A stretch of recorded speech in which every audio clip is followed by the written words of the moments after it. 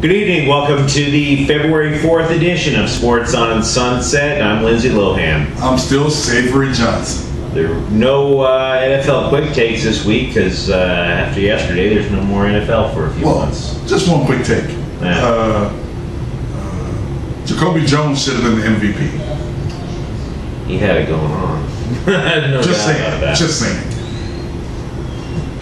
The Super Bowl, which was played yesterday, might have been the first Super Bowl where not only did I not really have an interest in rooting for either of the two teams, but I also had I didn't find any reason to like either of the two teams. Yeah. Really, what's there to like about kissing your bicep? What's there to like about a guy who was somewhat allegedly wink wink nudge nudge involved in a double murder? What's to like about running up the score? I mean, running up the score, whatever. It's not illegal, but it's not something you should like. Both Harbaugh coaches do that regularly. You know, there's not a whole lot to like about either of them. And as we know, also Randy Moss, not a lot to like about him. And of course, the quotes from cornerback, or I should say defensive back, Chris Culliver, who I'd never heard of, and I don't know if you had ever heard of him really. He was from the University of South Carolina. Vaguely. Yeah, exactly. He's a nickel guy. He comes in reserves. Yeah. Who last week, basically during media day, blasted the whole concept of gays in the locker room, saying, quote, "I don't do the gay guys, man. I don't do that. No, we don't got no gay people on the team. They got to get up out of here if they do. Can't be with that sweet stuff. Nah, can't be in the locker room. Nah." For of all teams, the San Francisco 49ers. And then it got me thinking, what if on one level he's right? Now, I want to be very clear when I say this. I don't mean that he's morally right. I'm not suggesting that gays should not be allowed in the locker room. That's not the point. There's no question. Morally, legally, of course, you should be allowed. The question is, would you be allowed? Because for all the talk that we hear from a lot of the athletes, how many openly gay athletes do we hear about in team sports outside of, say, the WNBA? Glad you asked. Go for it. Because it's a fair question. I actually took the time to write down a bunch of names. Okay, let's do it. For volleyball, you have J.P. Calderon. You know where I'm going. I mean, I already know that there are openly gay athletes. Yeah. That's not... But you're saying openly gay male athletes in a lot of situations. NFL, Major League Baseball, National Basketball Association. Well, everybody knows about John Amici. Everybody knew he was gay, apparently. Right. Except for the rest of the public. Nobody else knew he was gay. But again... But people in the locker room knew he was gay. Mm-hmm. Let's see. There was Eric Anderson, who's a high school football coach. This is minimal research, by the way. Kai Olives, who's a transgender college athlete. Let's see. Hockey, Brendan Burke, played for Miami and the Toronto Maple Leafs. He was a goalie, openly gay. Yeah. That's one. That I refer to major team. So you're talking about hockey. I'm talking about look, it's one thing to sit there and say, again, the National Football League. For example, the other reason that this came out in my mind, you take, say, Kwame Harris. Kwame, however he pronounces it. Played for the Niners. Right. Played for Oakland. Right. Stayed in the closet the whole time. And that's fine. There's no reason for you to blast. That's fine. If you choose not to say what you are sexually, I don't have a problem with that. Right. My issue, and it's not a problem. It's not even a problem with gay people. It's a problem with society itself, in the sense that And you're just listing off a bunch of sports that nobody cares about, frankly. Really? Nobody, yeah, look, oh yeah, is everybody going to go to the beach volleyball finals like they would for the Super Bowl? Are they? You misunderstood what I was saying. Well, the sports I'm naming are worldwide sports. Right. It's only in America that we don't, we actually care. Which is perfectly fine too. If you're saying it's in America that we don't care, then that's what I'm. That's where I'm going. I was going to go through soccer, volleyball, handball, rugby, wrestling, all international. Yeah, that's my point. Oh, okay. I thought you said the major sports. These are major sports across the world. Yeah, but I'm saying major sports here. Okay. Nobody here. Who the hell? I mean, look. I like soccer. I like the other sports you're listed. And again, I'm not suggesting I'm not suggesting that there should be a problem with gay athletes. I'm saying to you was what he said right? In the sense that in this society, for example, the reason is it possible, and never having met Kwame Harris, is it possible that these athletes, particularly in the United States, are staying closeted for very understandable reasons? It's not necessarily how the audience would react, right? But all these athletes are saying the right things. We know about the punter from the Ravens who wrote that letter to I think it was a congressman. Yeah. But the punter is not Terrell Suggs, and I'm not suggesting Terrell Suggs hates gay people.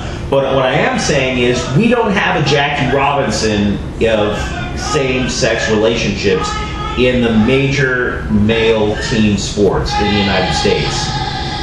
And I think if I were a gay man, I think I would probably do the same thing. See, because I don't want to because your own teammates might not have your back in a very violent sport. Here's the issue in football. Okay, in football, they wear helmets. Right. They wear padding.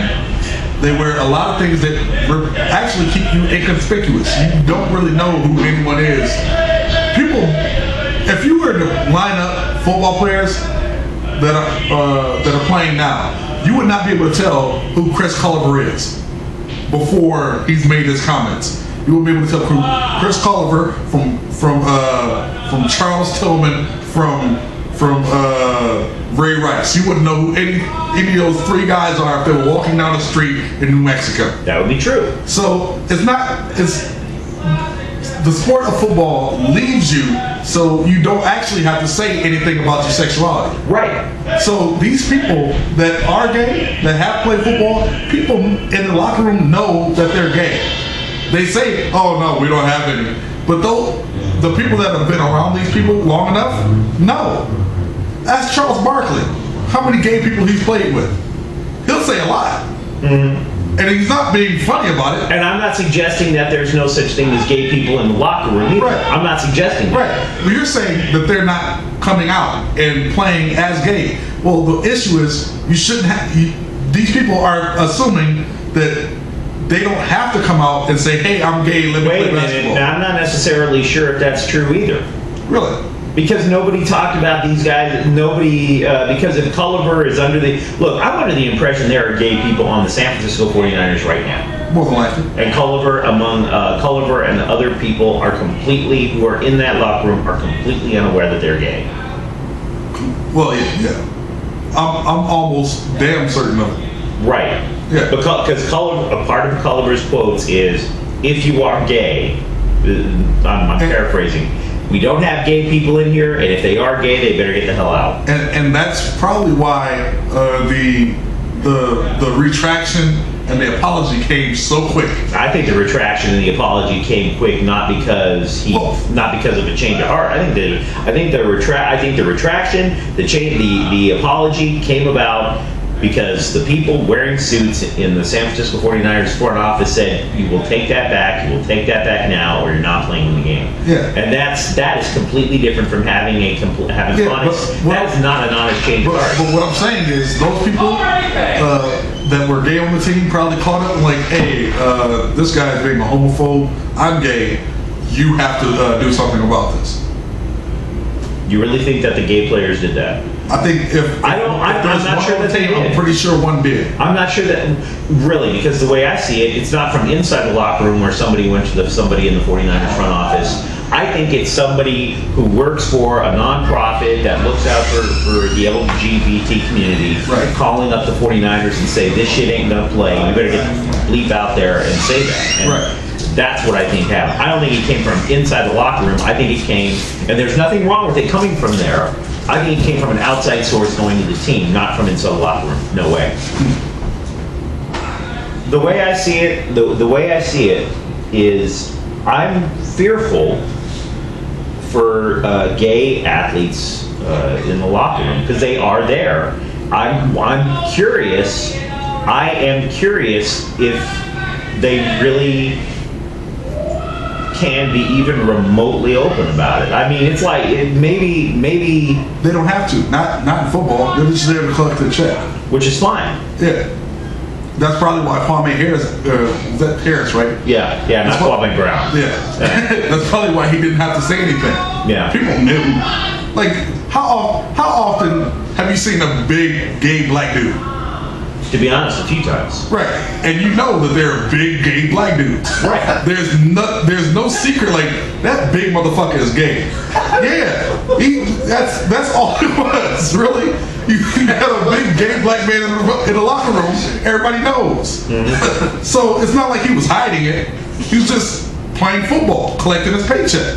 If we assume for the moment that 10% of the population is gay, it could be more, it could be less. Either way, yeah. If that means 4 people, approximately 4, maybe 5 on every NFL team. Okay, you multiply that times 32, you're talking about anywhere between 150 to 170 people. Right. But not one of them, while they're playing, is saying, even during Super Bowl week, not one person came out and said, "Hey, I'm gay. I got a problem with this." Not one. Well, mainly it was the straight players saying, "Hey, I have a problem. We need to advance the rights." I don't think we've advanced it until we have openly gay people. I'm not suggesting outing somebody who doesn't want to be outed either. Right. I'm talking about, what's the point of having somebody, "Hey, I'm gay. Now let me play football." He's already playing football. He shouldn't care. It's just like people talking about Mate Teo and the hoax, and how the guy that hoaxed him was a gay man. Here's the issue. Mate Teo apparently didn't know this was a dude. That doesn't mean that Mate Teo is gay. Now, I'm sorry if I'm fucking up this guy's name. By the way, I don't know how to pronounce the guy's name. But if this kid goes to the pros, now he has to deal with people calling him gay across the line of scrimmage. He's going to have to deal with all this other shit in the pros with people questioning his sexuality for the rest of his career. Right. And even if he comes out and says, "Yeah, I'm actually gay. I knew it was a dude," what happens then? He's still not going to do very well in the pros. He's still a Notre Dame linebacker. I don't know how many Notre Dame linebackers are bad because they're from Notre Dame. They don't learn the game. I'm sorry. Yeah, well, it's needed to spread quarterbacks. Yeah. I'm wondering if it's, and part of me wonders if it's worth the risk to come out. Financially, yeah. Well, not only financially. Well, elaborate on financially. Financially, you're looking at a whole. Look at Ellen and her market. Right. She's sustaining a 2 p.m. talk show with a largely lesbian and gay market. Mm-hmm. Imagine a football player doing the same. A football player bringing an entirely new market to football to cheer for him, like Jeremy Lin got Asian people cheering for him when he was in Golden State, and then when he was in Houston, then when he was in New York, then when he was back in Houston. People follow who they identify with. Don't necessarily know what the percentage of the population is Chinese. I mean, that's a Yao Ming. Anyway. Yeah. But you're saying, well, yeah, but is it worth it? Okay, so you're saying it is worth it financially. What about safety-wise? All you're saying, look, you're talking about a violent sport. All I'm saying, the possibility of somebody headhunting, the possibility of, hey, look at this, I know who that guy is, here's his leg, and we're all in the pile, snap. Yeah, that's not going to happen, especially from what I understand the rules, the safety rules that are coming. Football is about to take a lot. Remember we had a discussion about padding and football and hits a year ago or something like that. Yeah, those rule changes are really. Roger Goodell is proposing rule changes where you can't even lead with your head into the chest anymore. So if that's coming, you think anyone's going to make any kind of illegal hit and risk losing that kind of money? Because ultimately, football players want their money. Like, you can say, hey, I don't like gay people, but if somebody fines you $100,000 and suspends you for Jonathan Vilma type games, you're going to say, you know what, I don't like gay people, but I like my money more. So, with all that said, you see, again, I don't necessarily, out of 100, and again, it's a guesstimate, 150 to 170 players, you're saying that there's not one person. You're saying it's... there's something very... He does... There's probably one guy that says, you know what, I'm going to come out. I think somebody should care. And then he says, you know what, I don't have to. I'm making a comfortable living already. I'm getting paid. Well, then wait a second. If you're saying I don't have to, are you saying the risk is too great? No. He's saying, why do it when it's not really causing any problems? And yet I know so many people who are in same-sex relationships who can't wait for people to find out about their sexuality. Well, that's some people, but not everybody. Yeah, but but if you're saying 1% of the gay people in the NFL right now, that's still possibly 2 guys at least in the NFL coming out and say, hey, I'm gay, but nobody does. And same for NHL, same for Major League Baseball, and same, even though again we knew about Don Amici, same for the National Basketball Association. Well, here's the other issue with usually these players come out after they've left the game. Like that's what I'm saying. It's significantly different to come out after you're playing. But they come out afterwards because one, they're trying to maintain some sort of income, right? You got players. But you're just arguing out both sides of your mouth. No, it's the same side. They're trying to maintain some sort of income because they want more endorsements after they're done playing. Barry Sanders went on TV when he's never been on TV all last year to advertise a football game, a John Madden football game. He hadn't done any TV for like 10 years. Suddenly he's doing TV again. Why? Because there's money involved. And money matters. How does that have to do with sexuality? That has to do with sexuality because Billy Beane, right? When he came out, you had nobody knew. Everybody was shocked. He was the first real baseball player to come out and say, "Hey, I'm gay." All of them after the fact. Right. So with him, everybody followed. Everybody knows the name Billy Beane, where nobody knew the name Billy Beane outside of baseball enthusiasts. See what I'm getting at? It's the name recognition. He gets products now. He gets a steady income. I disagree. I think with that many gay people in major American team sports, there's another rationale as to why somebody hasn't said, look, this is who I am, I'm gay, let's move on with our lives. I'm trying to determine the reason why. Because the reasons for not one person doing it is either safety or financial.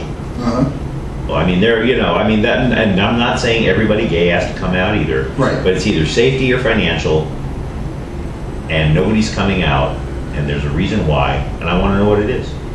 Because it's nobody's business. Not with that many people. Somebody eventually. And it is true that sexuality is nobody's business. That part I agree with. Yeah. But too many people are broadcasting their sexuality, and not one person has done it in a major team sport. Pregnant pause for dramatic effect. I'd love to know why myself. There you go. Oh, well. So, in other words, we've accomplished nothing? Yeah. Tell me what's on your mind. What's on my mind? What's on my mind is the same thing that's been on my mind ever since the basketball season started. The slam dunk contest is coming up. There's a man that plays for the New York Knicks name's James White. Where's number 4? Yes, this is another fucking James White rant, alright? I don't know if you know this, the way the dunk contest... How could I not know it? You keep talking about James White. Goddamn right.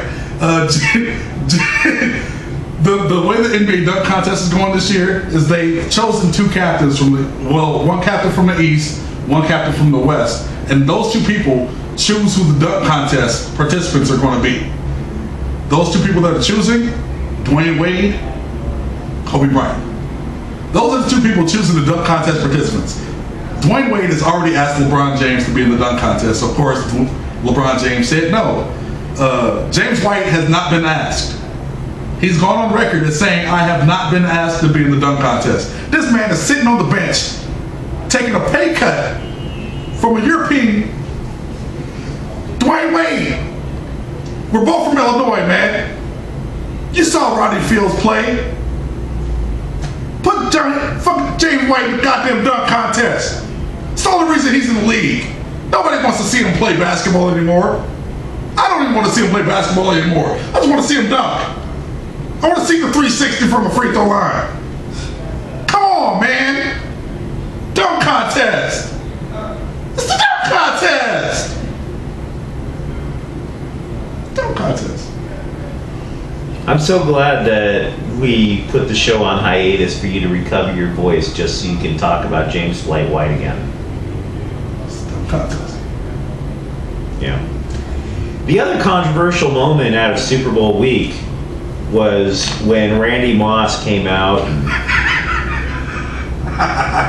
said that he was the greatest receiver of all time. Dumbest shit ever. Yeah, no, not the dumbest shit ever, not even from him. But it did get me to thinking, I've always thought to myself, wide receivers they tend to be fantastic athletes overall. You know, they have a lot of stuff to do because they are the ones that are more often than not are locked in the one-on-one battle with the cornerback. You know, maybe sometimes the safety rolls over, they have to take on 2 people, and they have to bust their ass to try and get open enough to catch, if they're lucky, 4 or 5 passes a game. If you're really good. And because of that, you know, you have to be, when you spend that much time focusing on your body, clearly you're not focusing as much on your mind. What I'm getting at the end of the day is I have yet to meet a receiver who didn't have a bit of bitch in him.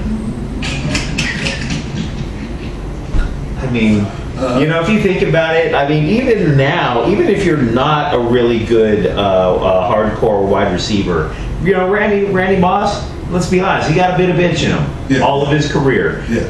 So did, Tim Brown and Jerry Rice, both of whom have been retired for years, both threw former Raiders coach Callahan under the bus, said he threw the Super Bowl. That's a bitch move. That's a bitch move. Just today, the Detroit Lions parted ways with a wide receiver named Titus Young, who was a 2nd-round pick. Really? Yeah. He basically blasted the team for the last couple of years on Twitter, sucker punched a teammate. They also sent home a punch a teammate, all this other stuff. Yeah, insubordinate behavior. You know, you just go down the list. Virtually every wide receiver that I've ever come across with is a bitch. Egomaniac, thinks they rule the world, nicknamed evil. Wide receivers are bitches. I'm sorry, what position did you play in football? Oh, me? Yeah. I was a guard. Guarded the water jug, right? Yeah, I guarded the water jug. Fucking bench player. Yeah. Oh, what receiver did you play? What? Did you say what receiver did I play? What position did you I was play? wide receiver. Oh, okay. MVP of my high school. Yeah. Uh-huh. Egomaniac? You goddamn right. Bitch. See, sometimes it's the simplest takes that are the most effective.